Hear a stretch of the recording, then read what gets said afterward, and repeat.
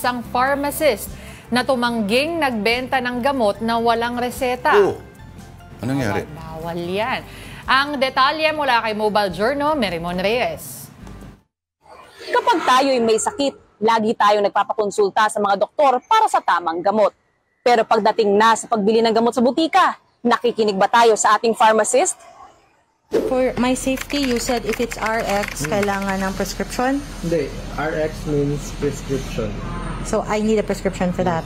Sumabog sa social media ang video na ito kung saan pinipilit ng kumukuha ng video na pagbilhan siya ng gamot para sa high blood kahit walang reseta ng doktor. Pero dahil isa itong prescription drug, nanindigan ang pharmacist na hindi ito pagbentahan. Sir.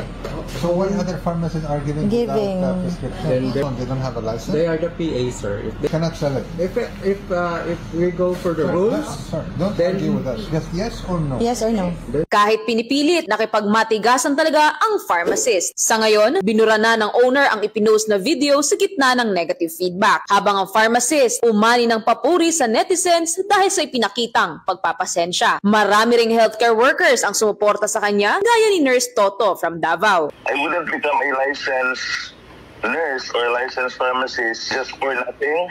Kasi we studied our professions for 4 years and all the sweat, the tears, the time, the money, the effort, all the sleepless nights. And just to be humiliated like that, it's something that should not be tolerated. Sabi naman ng isa ring pharmacist na si Janice, sana raw ay magsilbing wake-up call ito sa mga kapareho nila ng propesyon. Hindi lang daw kasi ito usapin ng kanilang lisensya, kundi maging kalusugan ng iinom ng gamot. Dapat kami mga pharmacist and pharmacy assistant, dapat firm kami na if prescription medication siya, kailangan ng prescription para pati yung mga pasyente and mga customers, masali na sila. Kaming mga professional siguro, gawa na lang kami ng way para mailayo kami doon sa stigma na yung mga nakaharap sa amin, mga ano yan, mga taga-benta lang yan. Kahit na kita naman nila na pharmacist ang nakasulat sa nameplate namin. Pero bakit nga ba kailangang sundin na may reseta ang pagbili ng prescription drug? We even give prescriptions for just like 1 month. Then after a month, they have to go back to their doctors and do a follow-up check-up.